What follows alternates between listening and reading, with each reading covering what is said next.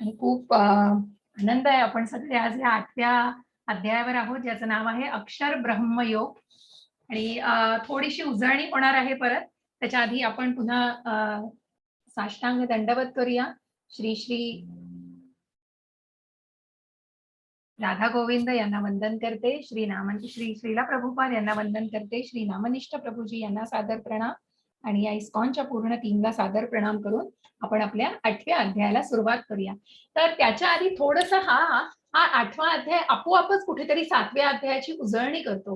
कारण या 2 श्लोकांमध्ये 7व्या अध्यायातल्या या प्रश्न दडलेले आहेत अर्जुनाचे. मग जे आपण बघितलं की कालच्या अध्यायामध्ये आपल्याला कळलं की कुठले 4 प्रकारचे लोक हे भगवंताला शरण जाऊ शकत नाही आणि कुठले 4 प्रकारचे लोक भगवंताची प्रार्थना, भगवंतांच्या भक्तीमध्ये लीन होऊ शकतात. मग अशी कुठल्या व्यक्ती की जे आपण बघितलं की जे नराधम आहेत, मूर्ख आहेत, अत्यंत आसुरी वृत्तीचे आहेत आणि राक्षसी वृत्तीचे आहेत, की ज्यांना कधीही ते भगवंताला शरण, कारण ते भगवंतांच्या अस्तित्वालाच मानत नाहीत. कुठे अभ्यासाचं, अज्ञानाचं पूर्णपणे अंधकार आहे. आणि मग अशा अज्ञानामध्ये भगवंतांच्या अस्तित्वाला न मानण्यामुळे ते भगवंताला कधीही शरण जाऊ शकत नाही. मग कुठेतरी एक ठिणगी, एक कुठेतरी आपण म्हणतो ना की त्या मार्गावर येण्यासाठी मनामध्ये श्रद्धा आणि निष्ठा असणं हे अत्यंत आवश्यक आहे. आणि त्याच मार्गावरती आता आपल्याला अर्जुन प्रश्न विचारतोय भगवंतांना काही. तर हे 2 श्लोक आहेत, त्याच्यामध्ये हे प्रश्न दडलेले आहेत. जरा मरण मोक्षाय मामाश्रित्य यतन्ति ते ब्रह्म तद्विदुः कृत्स्नमध्यात्मकर्म चाखिलम् साधिभूताधिदैवं मां साधियज्ञं च ये विदुः प्रयाणकालेऽपि च मां ते विदुर्युक्तचेतसाः. आता अर्जुनाला पडलेले प्रश्न जे आहेत ते आपल्याला इथे दिसतील की हे 8 प्रश्न अर्जुनाला आज पडलेत. मग त्याचा उल्लेख कुठे झालाय? तर ब्रह्म म्हणजे काय तुम्हाला दिसेल की ते ब्रह्म तद्विदुः कृत्स्नम अध्यात्म. मग अध्यात्म म्हणजे काय? मग हे सकाम कर्म म्हणजे काय आहे? आधिभूत म्हणजे काय आहे? आधी दैव म्हणजे काय आहे? आधी यज्ञ म्हणजे काय आहे? आणि कुठे ह्या आधी यज्ञाचा वास आहे आणि कुठे आपण याला शोधू शकतो आणि मग कुठे राहतो हा आधी यज्ञ? मृत्यूच्या वेळी भगवंतांचं स्मरण कसं करावे, अशा प्रकारचे हे 8 प्रश्न अर्जुनाला पडलेत. कारण जसं मी म्हटलं की अर्जुनाचे प्रश्न हे वाढतच चाललेत. हे ज्ञान अर्जुनाला मिळतंय आणि अर्जुनाच्या मनातले हे प्रश्न आहेत. पुन्हा मी तोच उल्लेख आवर्जून करेन की शंका नाही तर हे प्रश्न आहेत. कारण अर्जुनाला कुठलीही शंका नाहीये, जो भगवंतांचा प्रिय शिष्य भक्त आहे. आणि म्हणून याच आधारावर अर्जुनाला जे प्रश्न पडलेले आहेत त्याची उत्तरं भगवंत पुढे देणार आहेत. ज्या पहिल्या आपण श्लोकामध्ये बघितलं की हे मधुसूदना. माताजी वाचाल? हरे कृष्ण. हो हो माताजी. हरे कृष्ण. अर्जुनाने विचारले, हे भगवंत, हे परमपुरुष, हे ब्रह्म म्हणजे काय? आत्मा म्हणजे काय? सकाम कर्म काय आहेत? हे भौतिक सृष्टी काय आहे आणि देवता कोण आहे? कृपया मला हे समजावून सांगा. 8.2 हे मधुसूदन, यज्ञांचा अधिपती कोण आहे आणि या देहामध्ये तो कसा निवास करतो आणि भक्तीमध्ये युक्त झालेल्या मृत्यूसमयी तुम्हाला कसे जाणू शकतात? हरे कृष्ण. हरे कृष्ण. मग हे ब्रह्म म्हणजे काय आहे? आत्मा म्हणजे काय आहे? आणि मग याला कशा प्रकारे जाणायचंय? कारण कुठलंही विश्लेषण झालेलं नाहीये. ह्या प्रश्नांची उत्तर म्हणून मी तेव्हा 2 माताजींनी हे प्रश्न विचारलेले आणि त्याची उत्तरं बघा, अर्जुनाला हे प्रश्न आपोआप पडतायत आणि त्याचीच उत्तर अर्जुनाच्या माध्यमातून आपल्याला मिळतात. कारण ते आपल्यापर्यंत ज्ञान पोहोचायला हवेत. आपल्या मनामध्ये सुद्धा प्रश्नांची गर्दी होऊ शकते आणि या प्रश्नांची उत्तरं, सगळ्यांची उत्तरं मिळालेली आहेत. मग हे सकाम कर्म म्हणजे काय आहे? ही भौतिक सृष्टी कशाची बनली? हे काय आहे? आणि देवता कोण आहेत? यज्ञाचा अधिपती कोण आहे? अधिदैव कोण आहे? अधियज्ञ कोण आहे? या सगळ्याची उत्तरं भगवंतांनी दिलेली आहेत पुढे जाऊन. मग हे ब्रह्म म्हणजे काय आहे? तर हे ब्रह्म म्हणजे जो जीव, जो अविनाशी जीव, जो भगवंतांनी निर्मिती केलेली आहे, ज्या परा आणि अपरा शक्तीचा मी काल उल्लेख केला आणि ज्या मार्जिनल, ज्या आपल्या काठावरच्या शक्ती ज्या आहेत, ज्या बाह्य शक्तीच्या कुठेतरी आतमध्ये आणि अंतरंग शक्तीच्या कुठेतरी टोकावर, अशा या शक्तीमध्ये, या पराशक्तीमध्येच ज्याचं मूळ स्वभाव मग इथे आपल्याला दिसतोय की या जीवाचा नित्य स्वभाव अध्यात्म आहे. असं हे सजीव जे 84 लक्ष लक्ष योनींमधून जन्म घेतात ते सजीव. आणि म्हणूनच या जीवाचा नित्य स्वभाव हा आत्मा, म्हणजे याचं अध्यात्म. म्हणून हा परमात्म्याचा अंश कसा आहे हे जाणून घ्या. हा आत्मा काय आहे, हा आत्म्याचा मूळ स्वभाव हा अध्यात्म. अध्य आत्मा म्हणजे आत्म्याचा मूळ स्वभाव हा आध्यात्मिक आहे.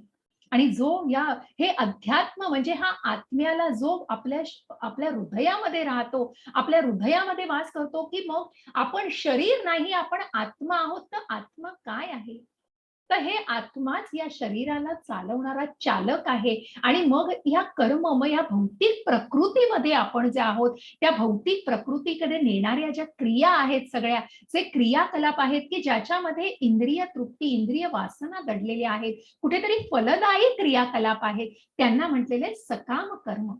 आणि मग हे अधिभूत म्हणजे काय, ही सगळी प्रकृती, आपल्या भोवतालची जी प्रकृती आहे ती अधिभूत, त्याचा उल्लेख केलेला आहे. अधिभूत या भौतिक प्रकृतीला ज्याची निर्मिती भगवंतांनी, ज्याचं अपराशक्तीमध्ये जी आहे, जी भगवंतांची कनिष्ठ शक्ती आहे, तिचं नाव अधिभूत आहे. अधिदैव ज्याला आपण 11व्या अध्याय, जे विराट रूप, जे भगवंतांचं विराट ब्रह्मांड स्वरूप आपल्याला बघायला मिळणार आहे, की ज्याच्यामध्ये सर्व देवी देवतांचा समावेश असतो, की सगळ्याचा उगम हा इथूनच झालेला आहे. अनेक ग्रहांचा, देवी देवतांचा कुठेतरी समावेश असलेलं हे जे ब्रह्मांड असं हे विराट परमेश्वराचं रूप आहे, ते आपण 11व्या अध्यायात विश्वरूप दर्शनामध्ये याचा पूर्णपणे उल्लेख येणार आहे. तर त्याला अधिदैव, जो सर्वोच्च नियंत्रक आहे, सर्वोच्च देवता आहे. जे मी म्हटलं की सुप्रीम गॉडहेड, कुठेतरी प्रिन्सिपल्स असे असतात, तसे हे सगळे ऍडमिनिस्ट्रेटर्स, देवी देवता, ज्यांच्यापासून सगळ्या गरजा आणि आपलं संरक्षण केलं जातं, अनेक गोष्टी आपल्याला पुरवल्या जातात आपल्या या भौतिक जगामध्ये. आणि मग त्याचं कुठेतरी कुठून येतं हे सगळं, याचा लाभ हा परमेश्वराकडूनच येतो, भगवंतांकडूनच येतो. मग हा अधियज्ञ, जो अधियज्ञ सगळ्याचं जे अर्पण केलं जातं हे विष्णूला, या अधियज्ञाला, जी सगळ्याची देवता परमात्मा आहे, या त्यागाचा आनंद, भोक्तारम यज्ञ तपसाम, मग याचा यज्ञाचा आनंद, या सगळ्याचा भक्तांच्या सहवासाचा आनंद पण जो घेतो तो अधियज्ञ आहे, तो परमात्मा आहे. मग हा अधियज्ञ कुठे राहतो, की जो सगळ्या यज्ञांचा अधिपती आहे, तो कुठे राहतो, तर आपल्या हृदयामध्ये, सर्वांच्या हृदयामध्ये तो वास करतो. आणि मग मृत्यूच्या वेळी या परमात्म्याचं स्मरण, या कृष्णाचं स्मरण आपण कसं करावं, तर त्याच्यासाठी आयुष्यभर स्मरणाचा सराव करावा. मग मरणाच्या वेळी फक्त, मग याचा उल्लेख आज येणार आहे आज या 8व्या अध्यायामध्ये, की मग याचा, की मरण, की मृत्यूच्या वेळी, मग हे मृत्यू झाल्यावर जे शरीर देह त्याग करतं, आणि मग आत्मा हा शरीरातून दुसऱ्या शरीरात कुठेतरी हा प्रवेश करतो. आणि म्हणूनच हे कुठेतरी हा प्रवास पुढे चाललेला असतो, देहांतर स्थिर प्राप्तीत, की मग या एका देहातून दुसऱ्या देहामध्ये हा प्रवेश होत असतो. असा हा आत्म्याचा प्रवास आहे. निरंतर सच्चिंतन, का परमात्म्याचा स्वभाव आहे, का मूळ स्वभाव आहे, हे पुढे आपल्याला, की हा परमात्मा आपल्या हृदयामध्ये बसलेला आहे. आत्म्याच्या बाजूलाच हा परमात्मा आहे, परंतु तो दिसतोय का, की त्याला जाणण्याचा प्रयत्न केलाय का, हे आपल्या आजच्या अध्यायामध्ये या सर्व प्रश्नांची उत्तरं कुठे सखोल जाऊन आपण अजून बघणार आहोत. आणि म्हणूनच या प्रत्येक संज्ञेला जाणून घ्या, त्या संज्ञेचा कुठेतरी उल्लेख केला जातो. आणि म्हणून तात्पर्य जरूर वाचा. अध्यायाचं तात्पर्य वाचलं की तुमच्या अनेक प्रश्न तुमचे दूर होतील. आणि मला विचारा, तुम्हाला या संज्ञा कळणं थोडं कठीण जाईल. 8वा अध्याय, 13वा अध्याय हे थोडेसे कळायला कठीण आहे, कारण त्याच्यातल्या ज्या संज्ञा आहेत त्या पूर्ण जाणून घ्यायचा प्रयत्न करा. हरे कृष्ण माताजी. हरे कृष्ण. श्री भगवान म्हणाले, अविनाशी दिव्य जीवाला ब्रह्म म्हटले जाते आणि त्याचा नित्य स्वभावाला अध्यात्म असे म्हणतात. जीवांच्या प्राकृत देहाच्या उत्पत्तीस कारणीभूत असणाऱ्या कार्यांना कर्म किंवा सकाम कर्म असे म्हणतात. हरे कृष्ण. हरे कृष्ण. मग हे सकाम कर्म जे आपण 3ऱ्या अध्यायापासून बघतोय, की कर्मयोगामध्ये आपण हे बघितलंय. मग या ज्या 3-4 गोष्टी, की तुम्ही परस्त्रीशी वाईट संबंध, परस्त्रीशी संबंध ठेवणं, मग हे कुठेतरी मांस मच्छी खाणं, हे कुत्र्यासारखं वागणं, कुठेतरी हे डुकराचं मांस खाणं, म्हणजे मग त्या मांसाहार करणं, म्हणजे मनातल्या भावना काय, मग मनातल्या भावना त्याच. मग ज्याचं स्मरण केलं जातं त्याचाच जन्म पुढच्या जन्मी येतो आणि ज्या सकाम कर्मांमध्ये अडकलं जातं त्याचंच मग कुठेतरी आपण कालही बघितलं की कुठेतरी या व्यक्तींना देखील मग जरी आपण परवाच्या अध्यायामध्ये अर्जुनाला पडलेले प्रश्न होते की हे कुठेतरी अयशस्वी झालं तरी हे पुण्यकर्म केलं जातं, मग कुठेतरी त्या मंत्रांचा सगळ्याचा वापर करून केलं जातं. मग ज्यांना चांगल्या घरांमध्ये जन्म मिळतो, आध्यात्मिक घरांमध्ये जन्म, कुटुंबांमध्ये जन्म मिळू शकतो, पण ही सगळी कर्म कशी आहेत तर सकाम कर्म आहेत. कुठेतरी ही कर्म क्रियाकलाप हे या भौतिक जगामध्ये अडकलेल्या मायेमध्ये स्वतःला जखडून घेत आहेत, कारण हे स्वतःच्या सुखासाठी झगडतायत, कुठेतरी झटतायत, मला हे हवंय, मला ते हवंय. मग या प्रकृत देहाच्या उत्पत्तीस कारणीभूत असणाऱ्या या, कारण मग कुठेतरी जर ही इच्छा केली आणि मग ह्या कशामधून या देहाचा वेगळ्या देहामध्ये जन्म, कारण मग कुठेतरी ती इच्छा केली जाते, मग हे कुठेतरी मांसाहाराची इच्छा, कुठेतरी परस्त्रीशी वाईट संबंध ठेवण्याची इच्छा, मग हे वागणं कसं आहे, मग या वागण्याच्या इच्छेतूनच कुठेतरी हा जन्म तयार असतो. पुढच्या जन्माचा हे कर्म आहेत, या कर्मातूनच पुढचा जन्म तुम्हाला दाखवला जात असतो. मग या पुढच्या जेवढ्या वासना आहेत मनामध्ये, या इच्छा आहेत, मग देहत्याग केल्यानंतर सुद्धा या इच्छांचा कुठेही काही होणार नाही आणि पुढच्या जन्मी सुद्धा याच जन्माचं आणि मग त्या प्रत्यक्ष त्या गोष्टीला अनुभवता येतं आणि म्हणूनच त्या जन्मावरती त्या इच्छांचा कुठेतरी प्रभाव असतो आणि म्हणूनच या 84 लक्ष योनीतून जन्म घेतला जातो, हा कुठेतरी त्या इच्छांमधून घेतला जातो, कुठेतरी त्या वासना मनामध्ये. आणि मग म्हणूनच जसं अर्जुनाने प्रश्न विचारला की जरी हे अयशस्वी झाले, मग या सकाम कर्मामधून जरी ते कुठेतरी निष्काम कर्मातून अकर्माकडे वाटचाल केली तर कुठेतरी भगवत धामाला पोहोचू शकतात. मग त्या आध्यात्मिक स्वभावाला कुठेतरी त्या मार्गावरती आणायचंय. म्हणूनच त्या जीवांचं ब्रह्म कुठे आहे तर कुठेतरी अंतरंग शक्तीच्या बाह्य भागावर आणि बाह्य रंग शक्तीच्या अंतर्भागावर, अशा त्या मार्जिनल भागावरती हे जीव आहेत की जीवांना जाणून घ्यायचंय, आध्यात्मिक मार्गावर जायचंय का भौतिक बंधनांमध्येच अडकून घ्यायचंय स्वतःला. हरे कृष्ण माताजी. हरे कृष्ण. हे देहाभूतांवर निरंतर परिवर्तनशील असणाऱ्या भौतिक प्रकृतीला अधिभूत असे म्हणतात. चंद्र सूर्यासारख्या देवदेवतांचा समावेश असणाऱ्या परमेश्वराच्या विराट रूपाला अधिदैव असे म्हणतात. आणि प्रत्येक देहधारी जीवामध्ये परमात्मा रूपाने मी पुरुषोत्तम भगवान वास करतो आणि मलाच अधियज्ञ, यज्ञांचा अधिष्ठाता असे म्हणतात. हरे कृष्ण. हरे कृष्ण. असं हे अधिभूत, अधिदैव आणि अधियज्ञ.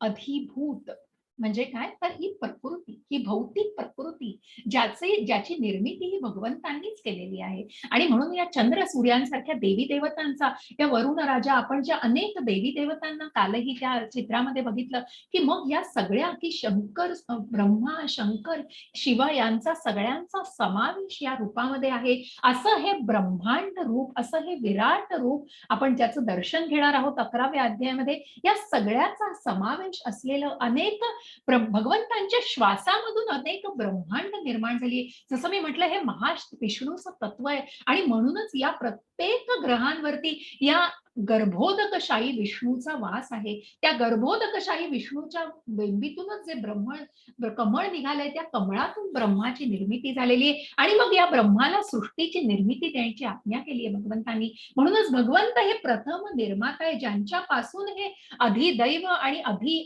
यज्ञ या सगळ्याची निर्मिती झाली, अधिभूत याची निर्मिती झालेली आहे. आणि म्हणूनच हे कोण आहेत तर हे प्रत्यक्ष भगवंत पुरुषोत्तम, ज्यांना जे यज्ञ, जे 4थ्या अध्यायामध्ये आपण बघितलं की जे ध्यान यज्ञ, की ज्या प्रकारे देवी देवतांना पूजून आणि सगळे जे यज्ञ याग केले जातात, आहुती दिल्या जातात, त्याचं विष्णूला अर्पण केलं जातं. आणि म्हणूनच या सगळ्याचा अधिष्ठाता कोण आहे, या सर्व यज्ञांचा अधिष्ठाता कोण तर अधियज्ञ, जो प्रत्यक्ष परमात्मा आहे, भगवंत आहे, ज्याचा वास आपल्या हृदयामध्ये आहे. आत्म्याबरोबरच या परमात्म्याचा जसं सोल आहे तसं हे सुपर सोल आहे, कुठेतरी परमात्मा ज्याचा अंश आपण. आणि म्हणूनच या आध्यात्मिक स्वभावाला कुठेतरी जाणून घ्यायचंय.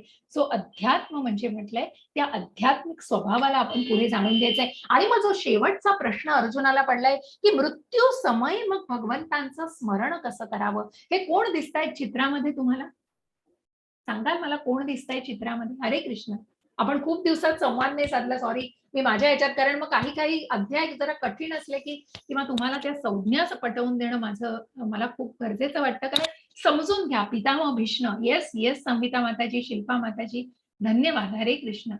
आणि मग ही कुठलं कशावरती आहेत प्रत्यक्ष पितामह भीष्म?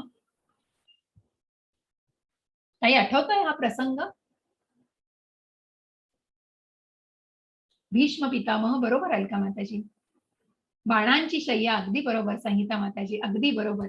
म्हणूनच अंतकाले च मामेव स्मरण मुक्त्वा कलेवरम यप्रयाति समद्भावम याति नास्त्यत्र संशयः. हरे कृष्ण माताजी.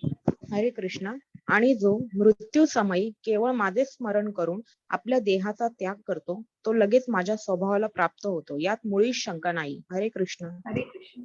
म्हणूनच हे पितामह भीष्म जे बाणांच्या शय्येवर दिसत आहेत, ज्यांनी देह त्याग अजून केलेला नाहीये, ते प्रत्यक्ष भगवंताला बघतायत, ज्यांना पूर्णपणे कल्पना होती की हे भगवंत आहेत आणि ज्यांचं स्मरण ते करतायत त्या बाण्याच्या शय्येवरती, की त्या देहाचा त्याग करायचा आहे, त्या क्षणी त्यांनी भगवंतांचं विष्णू सहस्त्र नाम म्हणतायत ते. आणि म्हणूनच त्या क्षणी सगळेजण बाजूला आजूबाजूला आपल्याला दिसतायत, नारद मुनी तिथे दिसतायत, व्यास मुनी दिसतायत. या सगळ्याची योजना कशी आहे, या पितामह भीष्मांनी त्यांच्या नातवाला कुठेतरी पाठिंबा देताना त्यांनी कुठेतरी अधर्माची साथ दिली होती. पण त्यांनाच जेव्हा या बाणांच्या शय्येवरती, कारण ज्यांना बाण लागले जेव्हा सगळे, तेव्हा प्रत्यक्ष अर्जुन सुद्धा आपल्याला बाजूला दिसत आहे आणि प्रत्यक्ष भगवंतांचं दर्शन, की ज्या भगवंतांचं दर्शन मधुसूदनांचं असं मनमोहक रूप भीष्मांनी बघितलेलं आहे आणि प्रत्यक्ष ते विष्णूची उपासना करतायत. कारण मरणाच्या समयी मग हे स्मरण कसं, कारण कुठेतरी ते आधीपासूनच त्याचं बीज असतं मनामध्ये. मग हे तर श्रेष्ठ महात्म्य आहेत कुठेतरी, ज्यांना मोक्ष मिळतो, की मग ज्यांना मरणाच्या वेळी सुद्धा भगवंतांचं स्मरण करण्याचं लक्षात, की तितकी स्मृती असणं आणि तितकं त्या वेळेला स्मरण गरजेचं आहे. आणि म्हणूनच जो या वेळेला भगवंतांचं स्मरण करतो, तो आपल्या देहाचा त्याग करतो, तेव्हा लगेचच माझ्या स्वभावाची, त्या परमात्म्याच्या स्वभावाची, म्हणजे त्या आध्यात्मिक मूळ असा जो अध्यात्म जीवाचा स्वभाव आहे, तो परमात्म्याच्या स्वभावालाच प्राप्त होतो. मग तो कुठेतरी त्या अध्यात्मामध्ये, आणि मग मोक्ष मिळतो, यात मुळीच शंका नाही. मग याच्यावरनं खूप सुंदर गोष्ट आहे, हा श्लोक मी वाचते आणि हे वाचल्यानंतर मी सांगते. अहन्यहनि भूतानि गच्छन्ति हयमालां शेषः स्थिरत्वमच्विच्छन्ति किमाश्चर्यमतः परम. हरे कृष्ण. हरे कृष्ण. शेकडो आणि हजारो जीव प्रत्येक क्षणी मृत्यूला भेटतात, परंतु एक मूर्ख प्राणी तरीही स्वतःला मृत समजतो आणि मृत्यूची तयारी करत नाही. ही जगातील सर्वात अद्भुत गोष्ट आहे. हरे कृष्ण. हरे कृष्ण. ही कथा यक्षाची कथा आहे बरं का, की पांडव तिथे एका तलावाच्या काठी आले होते, जिथे त्यांनी विषयुक्त असं पाणी प्राशन केलं आणि मग यक्ष त्यांचं हे घ्यायला आले होते, प्राण घ्यायला आले. तेव्हा युधिष्ठिर महाराजांनी त्यांना अडवलं आणि त्यांनी सांगितलं, तू माझ्या भावांचे प्राण घेऊन जाऊ शकत नाही. तेव्हा यक्षाने त्यांना एक प्रश्न त्यांनी सांगितलं, की मी घेऊन जाणार नाही, पण माझ्या 3 प्रश्नांची तू उत्तर दे. त्यातला एक पहिला महत्वाचा प्रश्न होता, की मग तुला मृत्यूनंतर, म्हणजे सर्वात अद्भुत अशी कुठली गोष्ट या जगामध्ये, हा प्रश्न युधिष्ठिर महाराजांना त्यांनी विचारला. तेव्हा युधिष्ठिर महाराजांनी हे उत्तर दिलेलं आहे, की प्रत्येक क्षणी, मग मग प्रभुपादांनी पण याच्यावर खूप सुंदर असं उदाहरण दिलेलं आहे. मग मला अगदी याच्या आधी हा उल्लेख करण्याच्या आधी मला, आपण या भौतिक जगामध्ये राहतोय बघा, खूप खूप अशी नाजूक गोष्ट आहे, खूप कठीण आहे या गोष्टींबद्दल बोलणं, परंतु हे बोलणं का गरजेचं आहे, म्हणून प्रभुपाद म्हणतात की का घाबरलं जातं, कारण कृष्णाने मृत्यूबद्दल खूप बोललेलं आहे या अध्यायामध्ये. मृत्यूबद्दल त्याच्या पुढच्याही अध्यायांमध्ये मृत्यू संबंधी भगवंतांनी काही गोष्टी सांगितलेल्या आहेत. काय याची चर्चा केली, कारण मृत्यूबद्दल जाणून घेतलं पाहिजे. मग त्या मनामध्ये त्या कुठेतरी शंका कुशंकांमुळे का मनुष्य मृत्यूला घाबरतो, का भौतिक जगामध्ये मृत्यू म्हटलं की घाबरलं जातं. कारण कुठेतरी प्रभुपाद म्हणाले, कारण मनामध्ये संशयांचा कल्लोळ झालेला असतो. कधी शोधायचाच प्रयत्न केला नाही, की मृत्यू नंतर काय आणि मृत्यू नंतर काय. जर या भगवंतांच्या स्मरणामध्ये अशा गोष्टी जाणल्या, तर त्या गोष्टीची कशाला काळजी वाटेल, की जिथे भगवत धामाला जायचंय मृत्यूनंतर, की हा देहत्याग करायचा आणि भगवत धामाला जायचंय. आणि मग या जाणीवेने कशाला भीती वाटणार आहे. मग हे जाणणं महत्वाचं आहे. आणि सर्वात मुख्य ज्ञान जे भगवंतांनी, की तू शरीर नाहीयेस, तू आत्मा आहेस आणि हा देह हा नश्वर देह आहे. मग या देहाला कुठेतरी इथे ठेवून जायचंच आहे कधी ना कधीतरी. परंतु तो आत्मा आणि म्हणूनच पुढच्या प्रवासाला तो पुढचा प्रवास काय आहे हे जाणणं, याबद्दल बोलणं भगवंत म्हणाले हे एक अत्यंत गरजेचं आहे. त्यापासून टाळून चालणार नाहीत त्या गोष्टी. आणि म्हणून युधिष्ठिर महाराजांनी त्याच संदर्भात जे उत्तर दिलं ते यक्षाने ऐकून त्यांच्या भावांना त्यांनी सोडून दिलेलं, त्यांचे प्राण परत दिले. आणि म्हणूनच अशा शेकडो आणि हजारो जीवांना प्रत्येक क्षणी जे मृत्यूला सामोरे जातात, परंतु स्वतःला काय समजतात, की जिवंत असून सुद्धा एका आपण म्हणतो ना, एका निर्जीव व्यक्तीप्रमाणे मग ते राहतात आणि मृत्यूविषयी कुठलीच गोष्ट जाणून घ्यायला तयार होत नाही. कारण त्याच्यापासून पळ काढतात त्या गोष्टीपासून. कारण मनामध्ये संशय असतो. मनामध्ये अनेक गोष्टींनी की मग हे जाणायचा प्रयत्न केलाय. आणि म्हणूनच भगवद्गीता सांगते, की मग पुढे काय आपण जगतोय, आपण कोण आहोत, आपण पुढे जाऊन मृत्यू नंतर आपलं काय होणार आहे, ह्याच तर सगळ्या गोष्टी जाणल्या जातात. आणि म्हणूनच ही सर्वात जगातली अद्भुत गोष्ट आहे. मग याच्यावर एक सुंदर अशी उंदराची गोष्ट प्रभुपादांनी तिथे वर्णन केली आहे, की मग या उंदराला, या ब्राह्मणाच्या घरामध्ये एका उंदराने ना अत्यंत ऊत आणलेला असतो. आणि म्हणून या उंदराला कंट्रोल करण्यासाठी तो ब्राह्मण घरामध्ये मांजरीला पाळतो. अहो, मांजरीला पळतो म्हणजे काय हो, प्रत्यक्ष मृत्यू आणला ना, उंदरासाठी मृत्यू आणला. उंदीर आपल्या बिळामध्ये राहतो आणि त्याला कळलेलं असतं की मांजर आलेली आहे. परंतु काय, त्या बिळामधून बाहेर येताना तो डोळे झाकून घेतो. म्हणजे काय, तर अंधारामध्ये, कारण प्रत्यक्ष मृत्यूला सामोरं जायचं आहे. पण त्याची तयारी नाही. म्हणूनच ज्या भौतिक जगामध्ये आपण राहतो आहोत, मी छान आहे, मी मस्त आहे, परंतु कुठेतरी त्या स्वभावाला जाणलंय का? कुठेतरी आपल्याला आपलं या जगातलं, किंवा हा देह नश्वर आहे, हा देहाचा त्याग केल्यानंतर काय होणार आहे, मग हा देह म्हणजे काय आहे आणि याचा स्वभाव काय आहे, आणि मग याला मृत्यू समयी जर भगवंतांचं स्मरण करायचं असेल तर काय करायला हवं, त्याची तयारी काय करायला हवी. आणि म्हणूनच त्या तयारी, त्याच मार्गदर्शनपर अशा तत्वांनी भगवंतांनी याचा उल्लेख केलाय. कुठल्याही प्रकारचं आपण म्हणतो भय बाळगण्याची गरज नाहीये. आणि हे भयच मनातनं काढून टाकायचंय.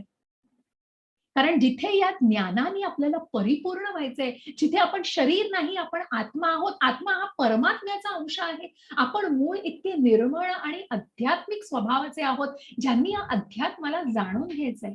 आणि म्हणूनच याच मार्गावरती स्वतःला कुठेतरी मार्गस्थ करायचंय. आणि मगच या मृत्यू समयी भगवंतांचं स्मरण करायची जी तयारी करायची, की ती आयुष्यभर भगवंतांचे स्मरण केलं तर कुठेतरी ते तुम्हाला त्या वेळेला आठवणार आहे, किंवा त्या वेळेला त्याची कुठेतरी तुम्हाला त्याच आपण म्हणतो ना, त्याच कंटिन्युएशन मध्ये, त्याच सातत्याने, मग ते सातत्य त्या नामस्मरणाचं, त्या भगवंतांच्या नामस्मरणाचं आणि त्या पूजेचं आणि आध्यात्मिक अशा या मार्गाचं कुठेतरी पुढे चलन करत राहणं हे अत्यंत गरजेचं आहे.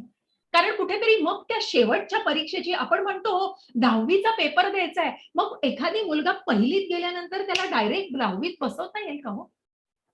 नाही हो. पहिली, दुसरी, तिसरी, चौथी या टप्प्यांवरनं जायला लागेल हो. मगच कुठेतरी तो 10वीचा पेपर देऊ शकेल. कुठेतरी फायनलची एक्झाम देऊ शकेल. डायरेक्ट उठून कोणी जाईल का हो फायनलला? नाही.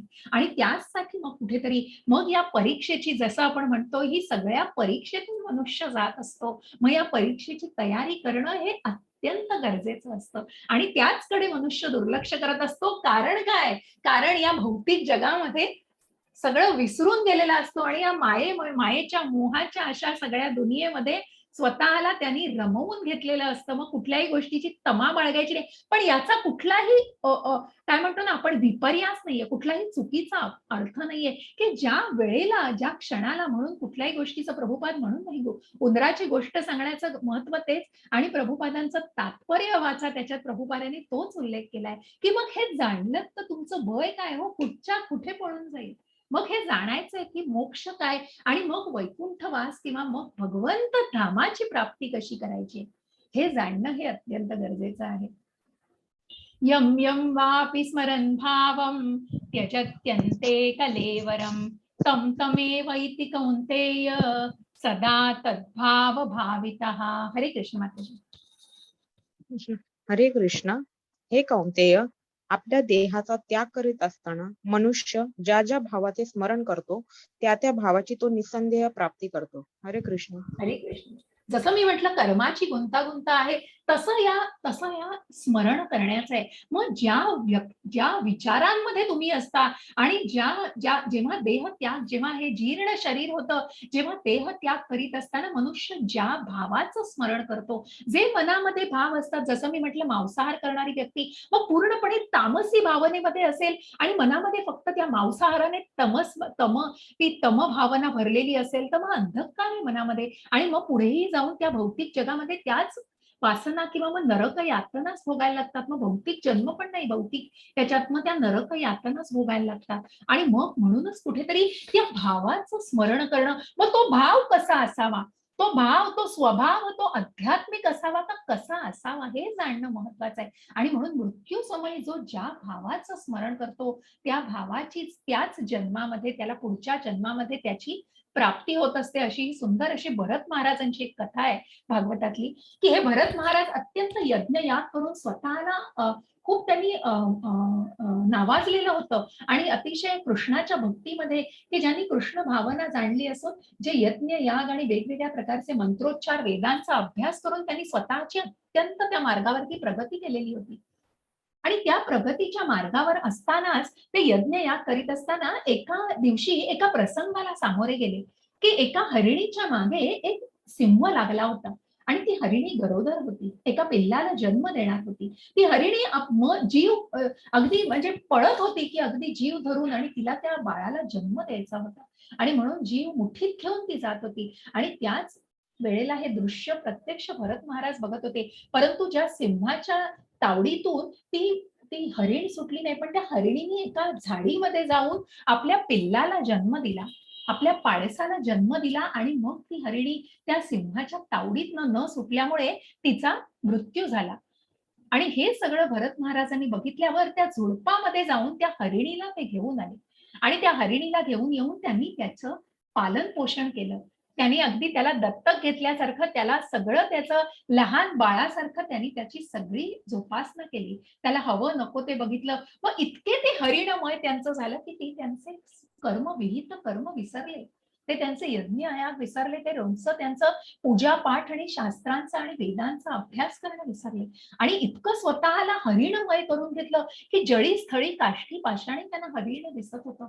आणि मग हरिण कुठे अगदी नदीवर गेलं, आंघोळीला गेलं तरी ते परत का आलं नाही म्हणून जीव असा कासावीस होत होता त्यांचा. कारण त्यांच्या मनामध्ये ते फक्त हरिणीविषयीचे विचार होते. आणि असे हे जेव्हा एकदा ती हरिणी जंगलामध्ये निघून गेली, परंतु जेव्हा हे भरत महाराज अतिशय आपल्या शेवटच्या अवस्थेमध्ये होते आणि देहत्याग करायचा होता, तेव्हा त्यांच्या मनामध्ये फक्त या हरिणीचेच विचार होते, की हरिणी कुठे गेली. आणि हरिणी तर तिच्या आपण म्हणतो ना वाटेने निघून गेलेली, जंगलामध्ये निघून गेलेली असते, पण ती काही कारणाने येत नाही, कधी येत नाही, आत्ता येत नाही. त्याच कारणामध्ये ते देहत्याग करतात त्याच अवस्थेमध्ये. आणि तो देहत्याग करताना त्यांच्या मनामध्ये फक्त हरिणीचे विचार असतात. म्हणून आपण बघाल तर या हरिणीचे विचार असतात, तेच विचार त्यांच्या मनातले विचारांनी त्यांना पुढे हरिणीचा जन्म दिलेला आहे. आणि मग पुढे जाऊन या भागवतामध्ये आपण वाचाल, की या हरिणीचा जन्म, परंतु प्रत्यक्ष ते भरत महाराज होते आणि त्या हरिणीच्या जन्मात सुद्धा त्यांच्या मनामध्ये त्या भावना कायम होता आणि त्या पुण्य भावना अशा त्यांच्या मनामध्ये होत्या. आणि त्याच भावनांमध्ये पुढे त्याच त्यांनी तिथे श्रवण केलं हरिनामाचं आणि जपनामाचं श्रवण केलं आणि फक्त गवत खाल्लं. जे जे फक्त आपण म्हणतो ना, की जे कोणी मांस मच्छी खाणारे हे हिंस्त्र प्राणी असतात, परंतु ही शाकाहारी फक्त गवत खाल्लं आणि ह्यांनी जप ऐकला. अशा या हरिणीला सुद्धा पुढे जाऊन मग त्यांना पुन्हा जन्म मिळाला आणि मोक्ष मिळाला, मनुष्य जन्म मिळून त्यांनी त्यांच्यामध्ये आपलं पूर्ण केलं, आपलं पुण्य कर्म, आपलं अध्यात्म कर्म, आध्यात्मिक कार्य पूर्ण करून त्यांना पुढे गोलोकात धामामध्ये, भगवंतांच्या धामामध्ये अस्तित्व त्यांना प्राप्ती झालेली आहे. अशा या मार्गावरती उद्दिष्ट काय, की मृत्यू समय ज्याचं स्मरण केलं जातं त्याच भावाचा पुढे जन्म मिळतो. आणि मग असं नामस्मरण कसं करायचंय हो, म्हणून हे मृत्यूसमयी नामस्मरण करताना या चित्रामध्ये दिसतायत ते प्रल्हाद महाराज आहेत. आणि म्हणूनच भगवंत म्हणतायत की मृत्यूसमयी नामस्मरण करावं, म्हणून तू अगदी दिवस रात्र जाऊन 24 तास, पण मनामध्ये ती कृष्ण भावना, आणि म्हणूनच जे सकाम कर्म निष्काम कर्माच्या भावनेमध्ये जातं, कारण कुठेतरी त्या भगवंतांची कृतज्ञता कायम मनामध्ये असावी. म्हणून भगवंत म्हणत नाही तू 10-10 तास जा आणि देवळामध्ये जाऊन किंवा देवासमोर बसा आणि फक्त नामस्मरण करा, काहीही करू नका. नाही, भगवंतांनी दुसऱ्या अध्यायापासून हे सांगितलेलं आहे की कर्म तर केलंच पाहिजे. तुमचं विधिलिखित तुमची जी कर्म आहेत ती तुम्ही पार पाडा, परंतु भगवंतांचं स्मरण करा. आणि म्हणूनच जे प्रभुपादांनी वयाच्या 5व्या वर्षी, ज्या प्रल्हाद महाराजांनी वयाच्या इतक्या लहान वयापासून, की ज्यांनी आईच्या पोटात असताना गर्भामध्ये सुद्धा त्यांनी नारद मुनींनी सांगितलेल्या, कारण नारद मुनींकडे राहिले होती हिरण्यकश्यपूची बायको, की जी प्रल्हाद महाराजांची आई, की त्यांच्या यातनांना कंटाळून, क्लेशांना कंटाळून हिरण्यकश्यपूनी घराबाहेर काढल्यानंतर प्रल्हाद महाराजांना पोटात असताना त्या नारद मुनींकडे त्यांचं वास्तव्य होतं. तेव्हा त्यांनी अत्यंत हे भागवतांचे सगळे हे ऐकले आणि सगळ्या कथा ऐकलेल्या, की ज्याचा पूर्ण परिणाम प्रल्हाद महाराजांवर झालेला, आणि जे अत्यंत एक नारायण भक्त आणि विष्णू भक्त होते. आणि त्याच प्रल्हाद महाराजांनी अगदी कायम भगवंतांचं जे विष्णूचं स्मरण केलं आहे, की ज्यांना हिरण्यकश्यपूचा त्या वध करण्यासाठी प्रत्यक्ष नृसिंहांनी अवतार घेतला होता, जो खंभातून जे प्रकट झाले. असं हे स्मरण कसं करावं? तस्मात् सर्वेषु कालेषु मामनुस्मर युध्यच मय्यर्पित मनो बुद्धिर् मामे वैश्यस्य संशयः. हरे कृष्ण माताजी. हरे कृष्ण. म्हणून अर्जुना, तू सदैव माझा कृष्णाच्या रूपात विचार कर आणि त्याच वेळी तुझे युद्धाचे विहित कर्तव्य पार पाड. मला समर्पित केलेल्या तुमचे कार्य आणि तुमचे मन आणि बुद्धीवर माझ्या स्थिर केल्याने तुम्ही निश्चयपणे माझी प्राप्ती कराल. हरे कृष्ण. हरे कृष्ण. कारण म्हणूनच भगवंत, जे मी सांगितलं की तुमचं कर्म करा, जे अर्जुनाला भगवंत सांगतायत की तू सदैव कृष्णाच्या रूपात, ज्या अर्जुनाने ते युद्ध टाळायचं त्याच्या मनामध्ये होतं, त्या अर्जुनाला भगवंतांनी समजावलंय की तू तुझं क्षत्रिय आहेस, तुझा धर्म टाळू नकोस आणि तू युद्ध केलंच पाहिजे. त्या युद्धाचा टाळण्याचा विचार तू मनात आणू नको. तुझं विहित कर्तव्य तू पार पाडलं पाहिजे. आणि ते कसं पार पाडतं? मन आणि बुद्धी. ते कर्म मला अर्पण कर, ते माझ्यासाठी कर, आणि मग तुझं मन बुद्धी हे पूर्णपणे माझ्यावर केंद्रित कर. तेव्हा तुला निसंशय, मग जेव्हा ते मन आणि बुद्धी त्या गोष्टीवर एकाग्र होईल, की आपल्याला ते निष्काम मार्गाने करायचं आहे, आपल्याला अकर्माने करायचं, आपल्याला त्या अकर्मी मार्गाने करायचंय, तेव्हा ती मन आणि बुद्धी सुद्धा त्याच मार्गावरती कार्यरत असेल. आणि म्हणून तू निसंशयपणे तू माझी प्राप्ती करशील. आणि मग निसंशयपणे तुला निश्चितच माझ्या त्या आध्यात्मिक या मूळ स्वभावाची प्राप्ती कुठेतरी होईल, आणि तू स्वतःला निश्चितच त्या धामावरती पोहोचवशील, भगवत धामाच्या मार्गावरती मार्गस्थ करशील. अभ्यास योग युक्तेन चेत्सनान्यागामिना परमपुरुषं दिव्यं याति पार्थानुचिंत्यन. हरे कृष्ण. हरे कृष्ण. जो परमपुरुष भगवंतांचे ध्यान करतो आणि त्याचे मन सतत माझ्या स्मरणात गुंतलेले असते, मार्गापासून अविचलित असते, तो, हे पार्थ अर्जुना, तो माझ्यापर्यंत नक्की पोहोचतो. हरे कृष्ण. हरे कृष्ण. मग ज्या ध्यान योगातून, ज्या अष्टांग योगातून आपण बघितलं की समाधीस्थ अवस्थेमध्ये मग ते शक्य आहे का? भगवंतांनी तेच सांगितलं की जे शक्य आहे का या भौतिक जगामध्ये. आणि म्हणूनच तुझ्या मनाला स्थिर करायचंय, कुठेतरी त्या अस्थिर अविचलित मनाला स्थिर करायचंय. जसं अर्जुन म्हणाला की वाऱ्याला पकडणं शक्य आहे, पण या मनाला मी पकडू शकत नाही. आणि म्हणूनच तू जेव्हा हे ध्यान करशील, तू जेव्हा या भक्तीच्या मार्गावरती, जे हे लिफ्ट सारखा मार्ग आहे हो, आणि म्हणून या आध्यात्मिक मार्गावरती जेव्हा भगवंतांचं ध्यान करशील, जेव्हा भगवंतांना जाणण्याचा या कारणाचे परम कारण, जे कृतज्ञता तू ती व्यक्त करशील, तुझं मन सतत त्या स्मरणामध्ये असेल, कुठेतरी तुझ्या मनामधलं मग मग या सांगण्याचा कुठेही विपर्यास नाहीये हो, कुठलाही करू नये. आणि की कारण भगवंत म्हणतायत की तुम्ही सगळं सोडून ते करू नका, तर ते कर्म करा, ते सद्भावनेने करा, आणि म्हणूनच ते कर्म मला अर्पण करा. मग ते कर्म निश्चितच एका सन्मार्गाने आणि एका निष्काम मार्गाने केलं जाईल. आणि म्हणून त्या मार्गापासून मन अविचलित होत नाही, कुठेतरी ढळत नाही मन, कुठेतरी मनाचा तोल जात नाही. आणि म्हणून तो मनाचा दृढ निश्चय कायम राहण्यासाठी तू निश्चितपणे ते स्मरण करणं आवश्यक आहे. मग तू भगवंतांच्या या भगवत धामाला तू निश्चितच पोहोचशील. अशी ही अजामिलाची एक कथा आहे बरं का, की ज्या मृत्यू समयी ज्यांनी भगवंतांचं स्मरण, पण कशा प्रकारे हे जाणून घ्या. असा हा अजामिला नावाचा इथे आपल्याला व्यक्ती दिसते, हा ब्राह्मण. आणि हा अजामिला याचे अगदी मंत्रोच्चार, जसं मी भरत महाराजांचं सांगितलं तसं हा ब्राह्मण कुळातील हा ब्राह्मण, ज्याचे वेद उच्चार आणि मंत्र उच्चार या सगळ्याचं त्याला इतकं ज्ञान होतं की तो नावाजलेला असा ब्राह्मण, आणि गावामध्ये त्याची प्रतिष्ठा होती, अत्यंत प्रतिष्ठित असं कुटुंब होतं. असा हा अजामिला आपली काही विहित कर्म करून एके दिवशी नदीच्या वाटेने जंगलातून परत येत होता. आणि त्या जंगलातून परत येत असताना झाडांमधून चाललेला होता. त्या झाडांमधून जाताना त्याला एक दृश्य दिसलं. एक वेश्या एका एका पुरुषाच्या मिठीमध्ये असते, तिने आलिंगन दिलेलं असतं. त्या वेश्याने त्या पुरुषाला आलिंगन दिलेलं असतं. आणि हे दृश्य अजामिलाच्या डोळ्यासमोरून जस्ट जातं.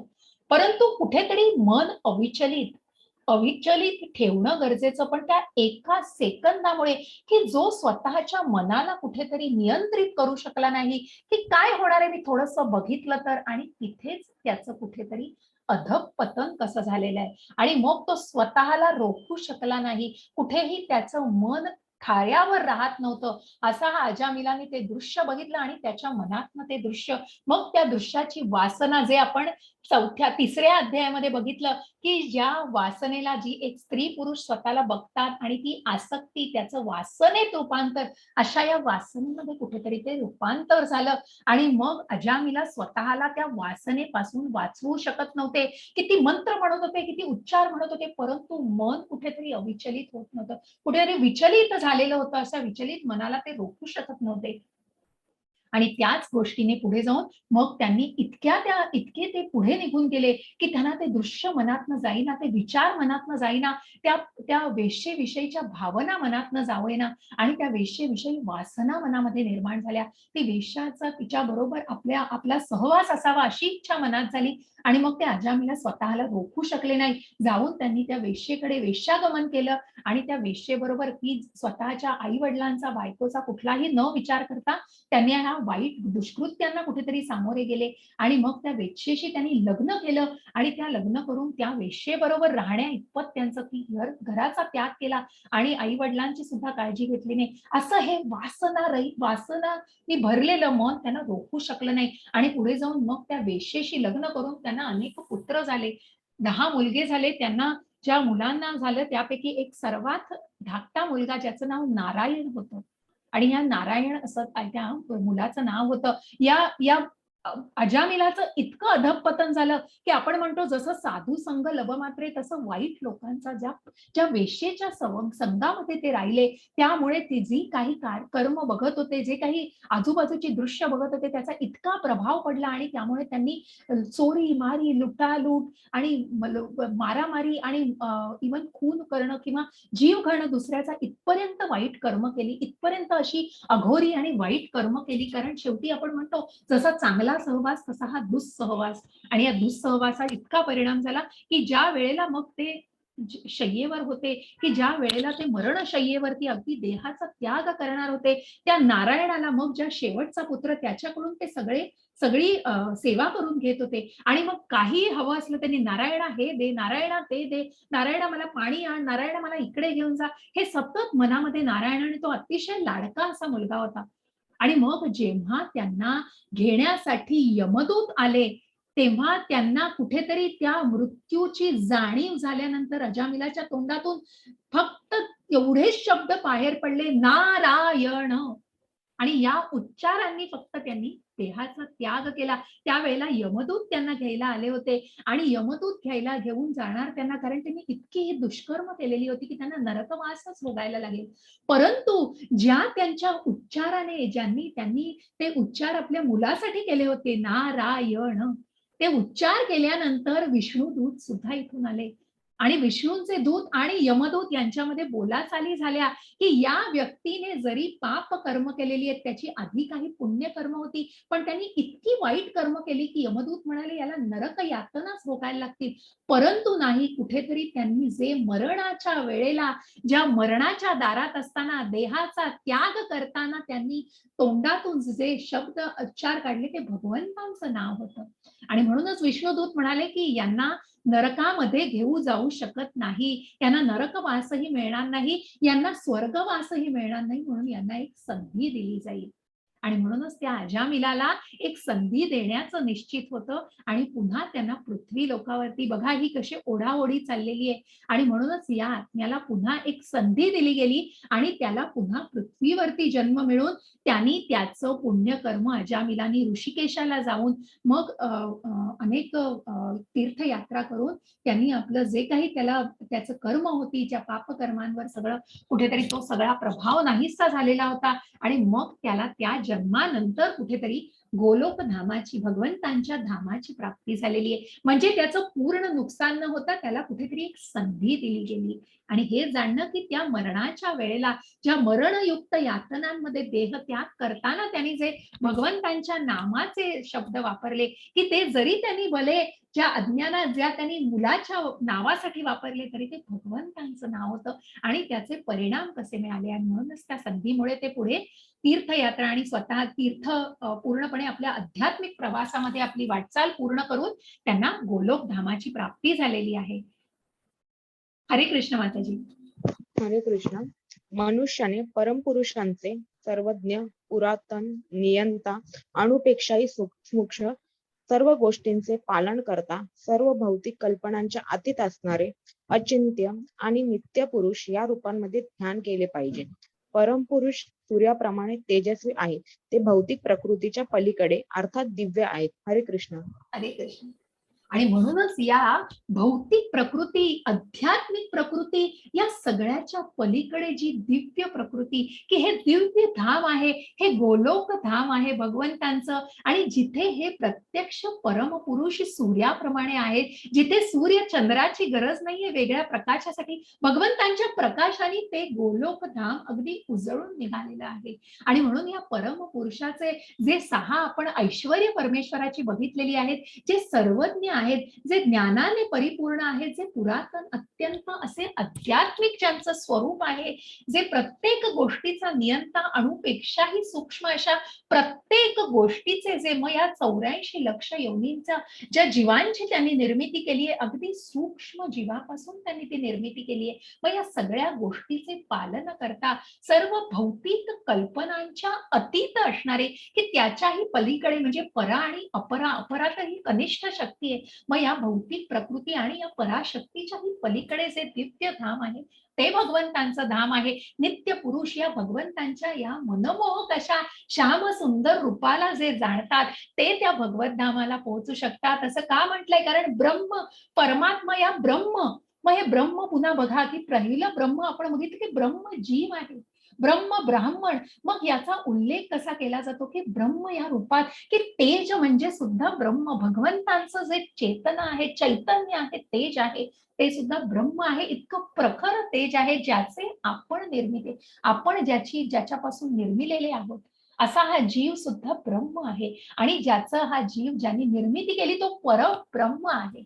आणि म्हणून हे परमपुरुष सूर्याप्रमाणे आहेत, ज्यांचं ध्यान अचिंत्य असं नित्य पुरुषाचं ध्यान या मनमोहक अशा या मगच मनुष्य रूपाला जाणू शकतात. आणि म्हणून आपण जो अर्च विग्रह या भौतिक जगामध्ये आपण ज्या मूर्ती रूपामध्ये या भगवंताला जे जाणतो, ते भगवंतांचं हे सुंदर असंच रूप आपण बघतो, की ज्याचा आपण ज्या भावनेपर्यंत पोहोचण्याचा प्रयत्न करणं गरजेचं आहे.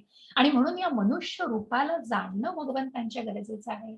आणि मग या आत्मा, ज्या परमात्म्याचा निवास आपल्या हृदयामध्ये आहे, की जे 4 भुजाधारी रूपाच्या पलीकडे जाऊन गोलोकामध्ये ज्या भगवंतांचा वास आहे, ते यांचं हे श्यामसुंदर असं मनमोहक रूप आहे.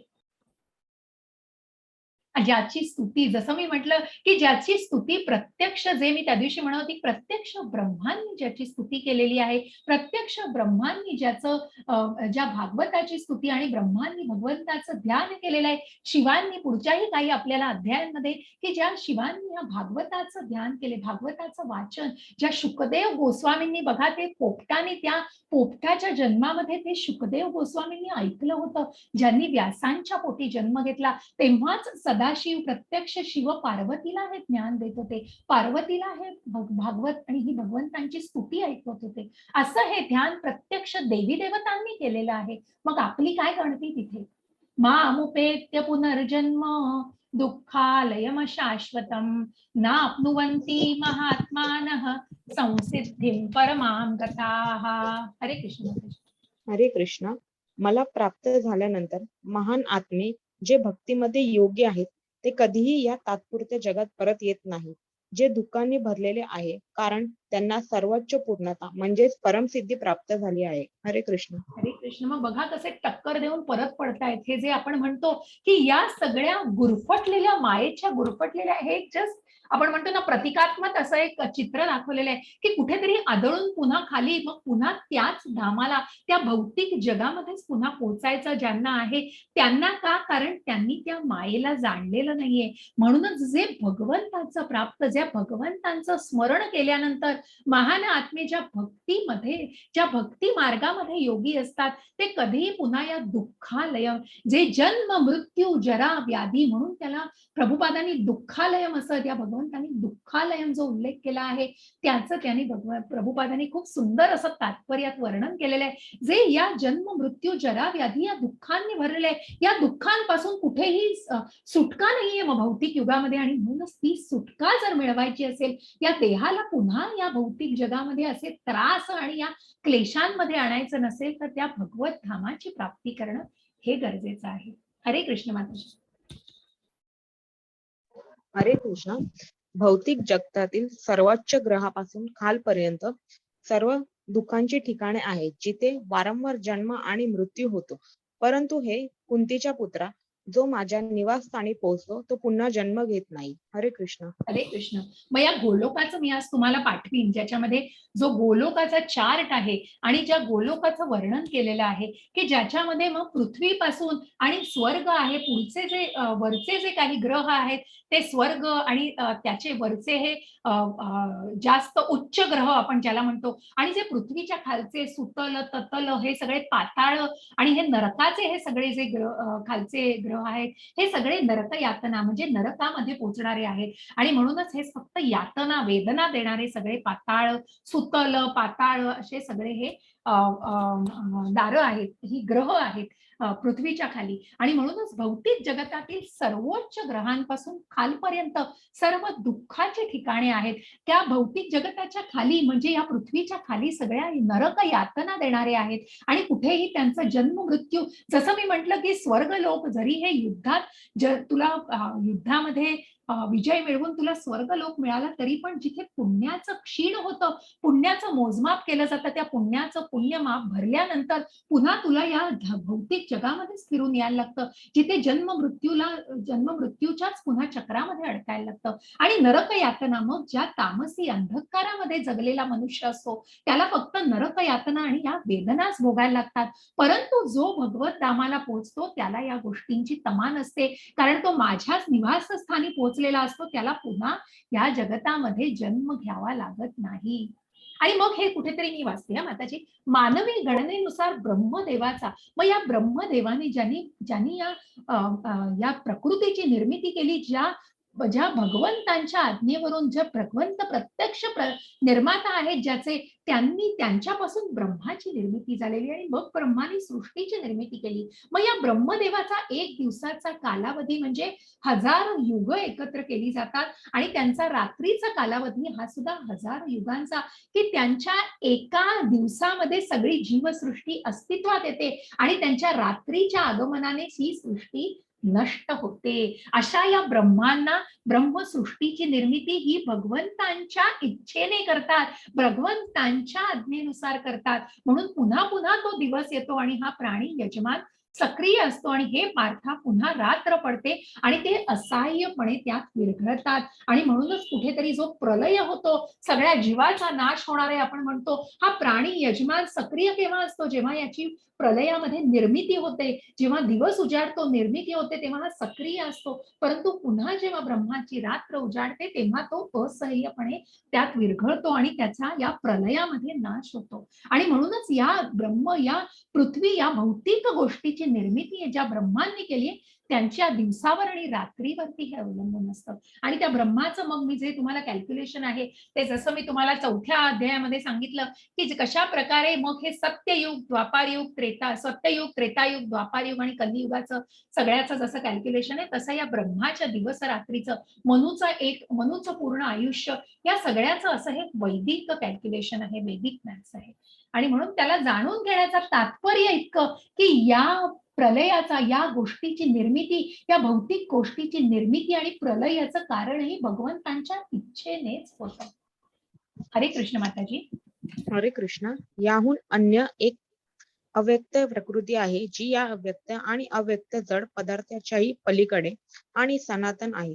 ती परा आणि अविनाशी आहे. संपूर्ण जगताचा जरी प्रलय झाला तरी ती प्रकृती नष्ट होत नाही. हरे कृष्ण. हरे कृष्ण. आणि म्हणूनच या प्रकृतीच्या, या अन्य एक अव्यक्त प्रकृती, या जड प्रकृती, या भौतिक अशा या कनिष्ठ प्रकृतीच्या पलीकडे अशी ही परा प्रकृती की ज्याची फक्त आध्यात्मिक स्वरूप आहे आणि ही अविनाशी आहे. आणि संपूर्ण जगताचा जरी प्रलय झाला तरी ही प्रकृती, ही जी भगवंतांची पूर्णपणे त्यांचा अंश असलेली अशी ही आध्यात्मिक प्रकृती आहे. असं हे गोलोकधाम आपल्याला दिसतं आहे, जिथे भगवंतांच्या नामस्मरणामध्ये जो तो लीन आहे, जिथे देवी देवतांचा सुद्धा वास आपल्याला दिसतोय आणि ज्या भगवंतांना जाणायला जे जे या वैकुंठवासामध्ये परमात्म्याच्या रूपात आपल्याला दिसत आहे. आणि म्हणूनच त्याच्याही पलीकडे जी भगवंतांची आध्यात्मिक शक्ती आहे, त्याचा कितीही जगताचा प्रलय झाला तरी ही प्रकृती नष्ट होऊ शकत नाही. हा गोलोकाचा चार्ट आहे जो मी तुम्हाला पाठवते,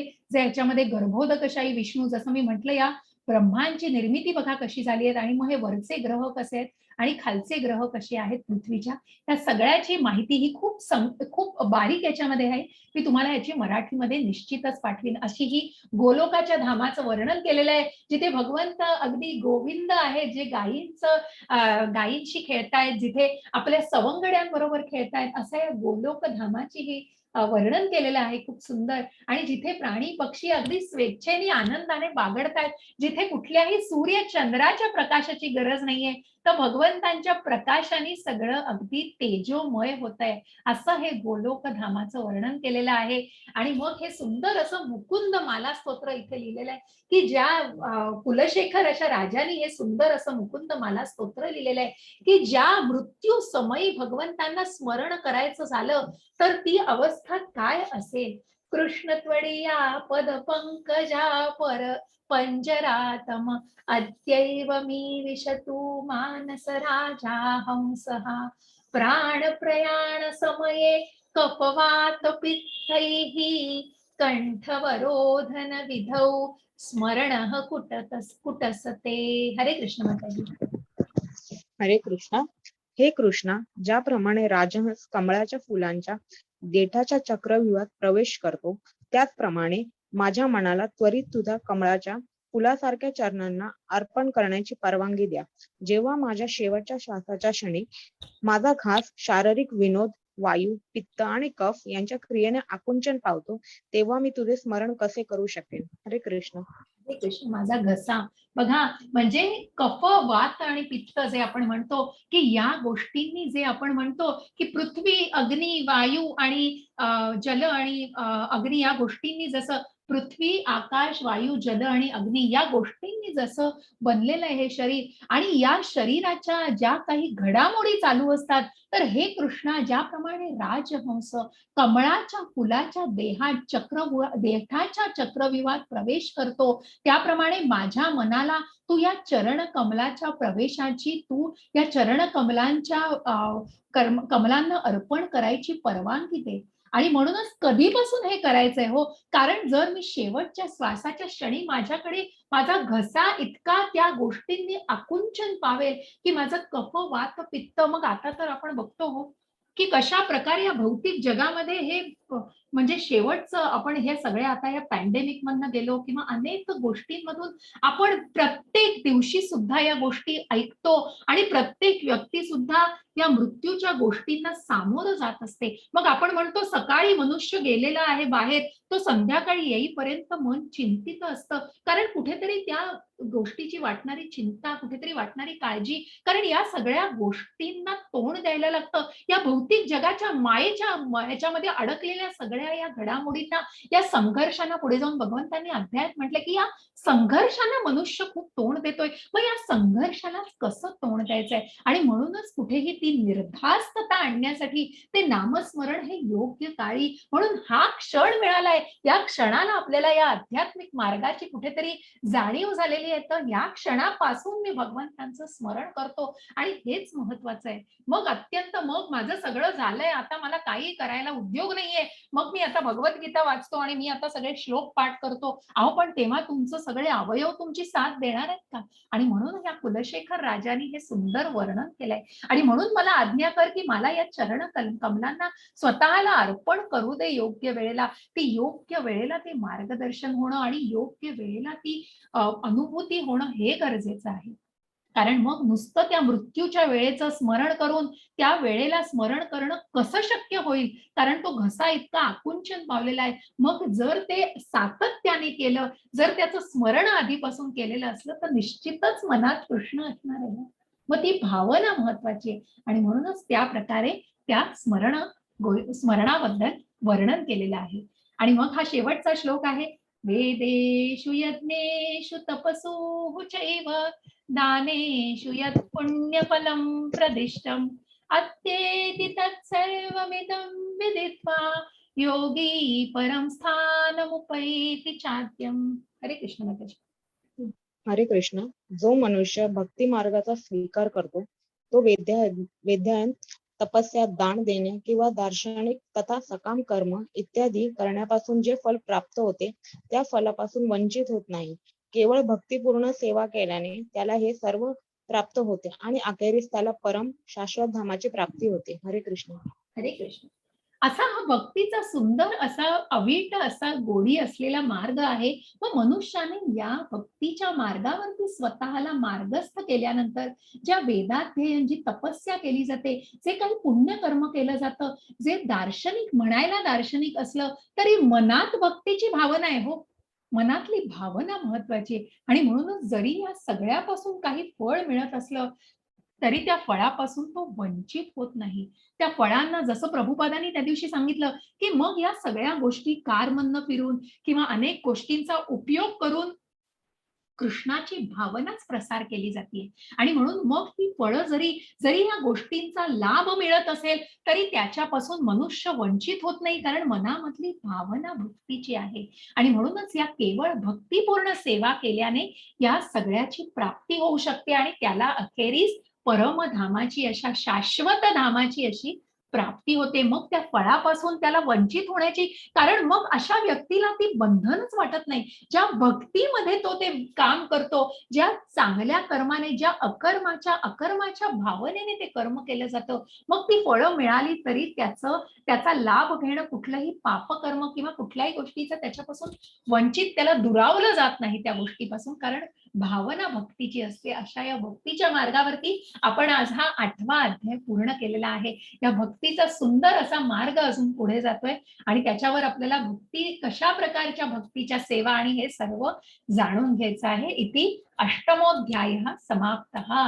हे प्रकारे भगवंतांनी अर्जुनाच्या 8 प्रश्नांना उत्तरं दिलेली आहेत. कशा प्रकारे मृत्यूच्या समयी ज्याचं स्मरण केलं की तीच भावना, तेच भाव मग दुसऱ्या जन्मी प्राप्त होतात. आणि मग कशा प्रकारे भगवंतांचं स्मरण केलं पाहिजे, शुद्ध भक्तीने भगवंतांचं स्मरण कसं केलं पाहिजे की या दुःखालयम, या अशाश्वत अशा जगामध्ये परत यायचं नसेल तर. आणि मग आपण जसं आधीही परत जाणला की हे शाश्वत, हे अचिंत्य असं भगवंतांचं मनमोहक आध्यात्मिक रूप जाणून घ्यायचंय, जिथे भगवंतांचा आत्मा, शरीर हे एकच आहे. आपण जे तात्पुरते आपलं जे शरीर आहे त्याला, या नश्वर देहाला जाणून घ्यायचंय. आणि म्हणून या भौतिक युगामध्ये या परम सत्याला जर जाणलं तर या भौतिक युगामध्ये परतून यायला लागणार नाही, मग भगवत धामाची प्राप्ती होते.